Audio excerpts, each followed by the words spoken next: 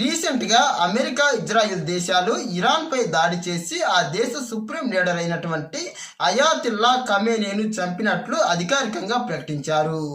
ప్రధానంగా ఈ చర్యను ప్రపంచంలోని చాలా దేశాలు వ్యతిరేకించగా మరికొన్ని దేశాలు మాత్రం సమర్థిస్తున్నాయి.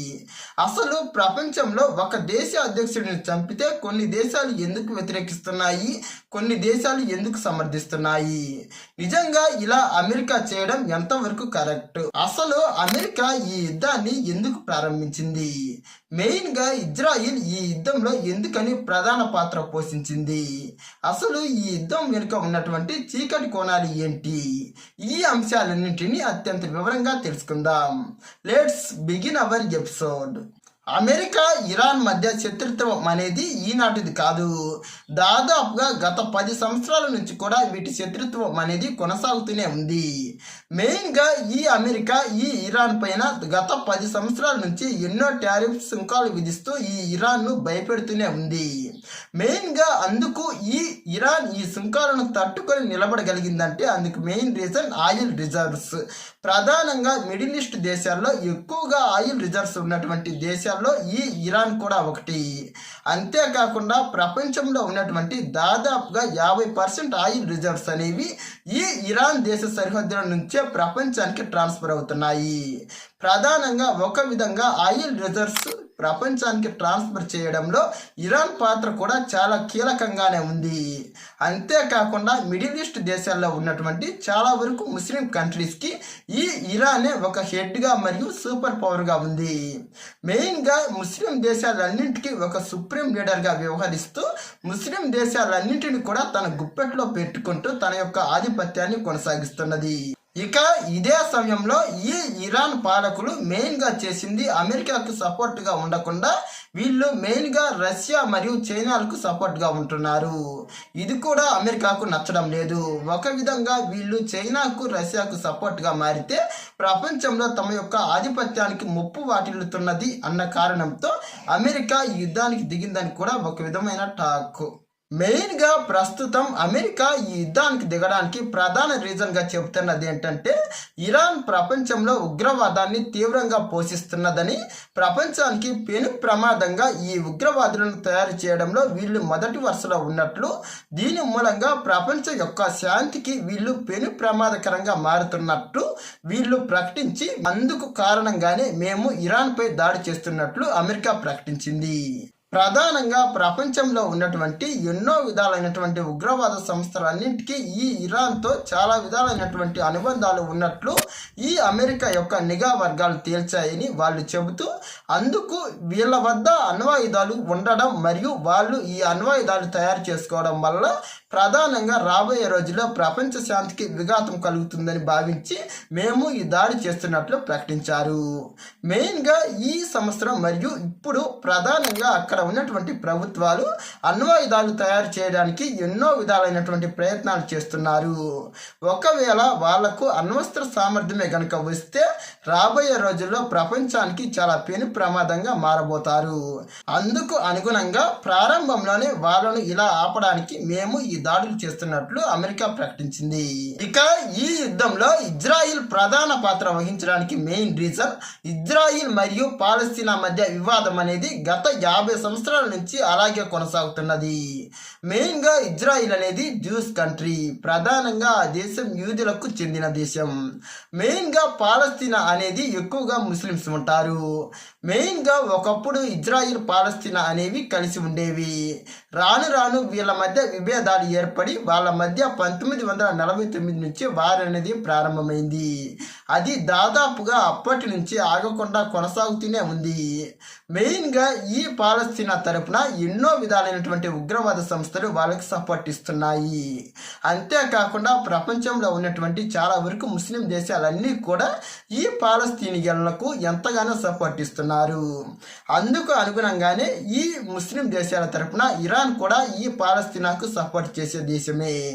ఇక రాబోయే రోజుల్లో వీళ్ళకి గనక ఈ న్యూక్లియర్ బాంబులు మరియు అణ్వస్త్రాల సామర్థ్యం గనక లభిస్తే తమ దేశానికి తీవ్రమైన పెనుముప్పు వాటిల్లుతుందన్న కారణంతో ముందుగానే వాళ్ళు రాబోయే రాబోయే తమ యొక్క భవిష్యత్తు కోసం ఆలోచించి ఈ నిర్ణయం తీసుకుంటున్నట్లు వాళ్ళు ముందుగానే ప్రకటించారు.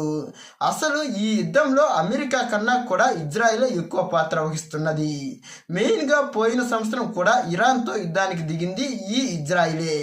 ప్రధానంగా ఇజ్రాయిల్ తమ శత్రువులను ప్రారంభంలోనే అణిచివేసేందుకు వాళ్ళు ఎంతగానో పోరాటాలు ప్రయత్నాలు చేస్తున్నారు.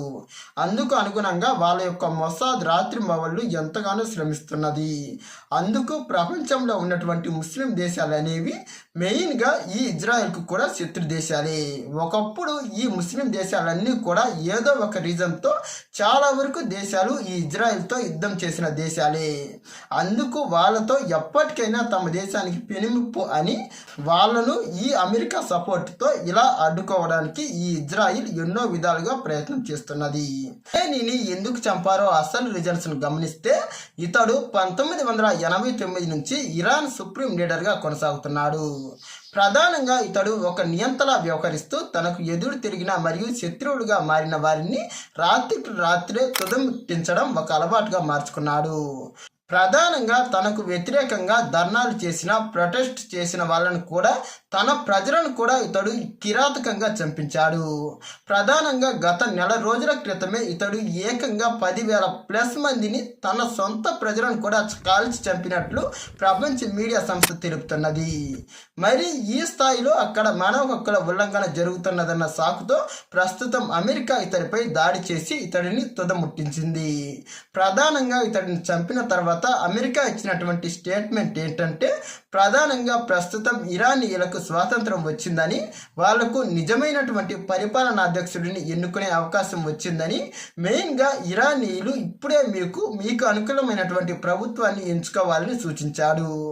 దీన్ని బట్టి అక్కడ ఏ స్థాయిలో అక్కడ ఈ ఖమేనీ అధికారం నియంతృత్వం ఏ విధంగా కొనసాగుతున్నదో మనం అర్థం చేసుకోవచ్చు. ఒక విధంగా ఇలా అమెరికా తన యొక్క ఆధిపత్యాన్ని ప్రదర్శించడానికి ఇలా చేస్తున్నదని అనుకున్నప్పటికీ ఈ ఖమేనీ కూడా చాలా దారుణమైన కిరాతకమైన పనులు కూడా చేశాడు. మెయిన్గా అక్కడ ఉన్నటువంటి ఎంతో మంది లీడర్స్లు మరియు స్థానిక ప్రజలను కూడా చంపడం చాలా చాలా కిరాతకమైన నిర్ణయం. ఇది కూడా మనం ఆలోచించాలి.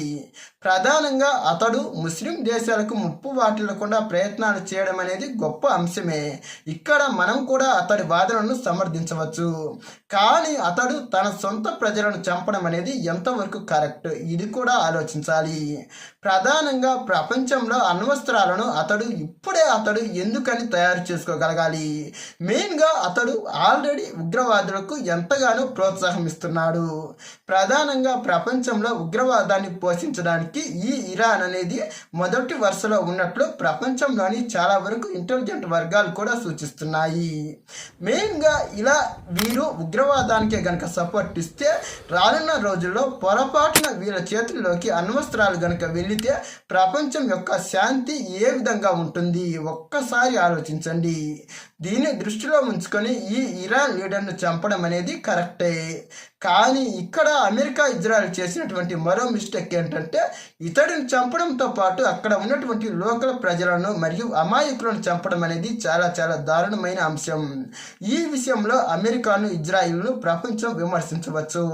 అంతేకాకుండా అక్కడ ఉన్నటువంటి ఒక పాఠశాలపై బాంబులు మరియు మిసైల్స్ కురిపించడం వల్ల అక్కడ ఏకంగా 40 మంది మహిళలు మరణించడం అనేది చాలా చాలా బాధాకరమైన అంశం. వాళ్ళ ఆధిపత్యం కోసం అమాయక ప్రజలను బలి చేయడం అనేది ఎంతవరకు కరెక్ట్? మెయిన్ గా ఐక్యరాజ్య సమితి రూల్స్ ను వీళ్ళు వ్యతిరేకించినట్లే అనుకోవచ్చు.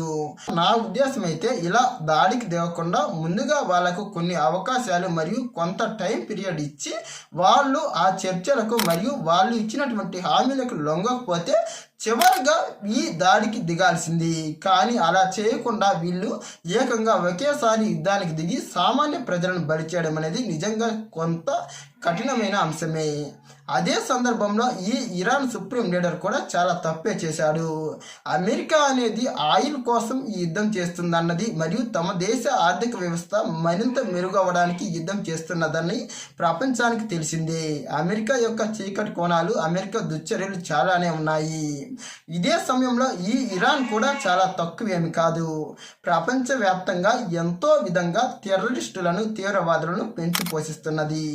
ఇది కూడా ప్రపంచానికి పెను విపత్తుగా, పెను ప్రమాదంగా మారుతున్నది. అసలు ఈ ఇరాన్ లీడర్ పైన ఆ దేశ సొంత ప్రజలే దారుణంగా ధర్నాలు ప్రొటెస్ట్ చేస్తున్నారంటే ఇతడి పరిపాలన పైన అక్కడి ప్రజలు ఎంతగా విసిగెత్తారో మనం ఒక్కసారి ఆలోచించాలి. నా ఉద్దేశం ప్రకారం ఈ యుద్ధంలో మెయిన్గా అమెరికాది తప్పుంది, ఇజ్రాయిల్ తప్పుంది, ఈ ఖమేనీది కూడా చాలా తప్పే ఉంది. మెయిన్గా అందరూ కూడా తప్పు చేశారనే చెప్పవచ్చు. ప్రధానంగా ఒక విధంగా వీళ్ళను ఏ ఒక్కరిని కూడా సమర్థించడానికి లేదు. అందరూ కూడా వాళ్ళ యొక్క స్వలాభం కోసమే యుద్ధం చేస్తున్నారు. మరి మీ ఉద్దేశం ప్రకారం ఈ యుద్ధంలో నిజంగా తప్పు ఎవరిది? ప్రధానంగా అమెరికా ఆధిపత్యం కోసం యుద్ధం చేస్తున్నదన్నది జగమెరిగిన సత్యమే. ఇందులో అమెరికా తన యొక్క స్వప్రయోజనాల కోసం తన ఆర్థిక వ్యవస్థ బాగుపరిచేందుకు ప్రపంచంలోని దేశాలను బలి చేయడం అనేది అనాదిగా వస్తున్నది. ఇక ఇజ్రాయిల్ కూడా ఇలా అమాయకులపై దాడి చేయడం అనేది కాస్త తప్పైన అంశమే. వాళ్ళ దేశ భవిష్యత్తు కోసం వాళ్ళు దాడి చేస్తున్నారు, అందులో మనం సమర్థించవచ్చు. కానీ పాఠశాల పైన మరియు ఏమీ తెలియనటువంటి అమాయకులను చంపడం ఎంతవరకు కరెక్ట్? అదేవిధంగా ఇరాన్ లీడర్లు కూడా తమ దేశ ప్రజలను చంపడం కూడా చాలా దారుణమైన అంశం. ఈ కోణంలో 3 దేశాలు కూడా తప్పులు చేశాయనే మనం భావించవచ్చు. మరి రాబోయే రోజుల్లో ఈ యుద్ధం అనేది ఎంతవరకు ఏ విధమైనటువంటి ఫలాలను, ప్రతిఫలాలను మరియు నష్టాలను చేకూరుస్తుందో చూడాలి. ఇలాంటి మరిన్ని ఇంట్రెస్టింగ్ వీడియోస్ కోసం మా ఛానల్ను సబ్స్క్రైబ్ చేయండి.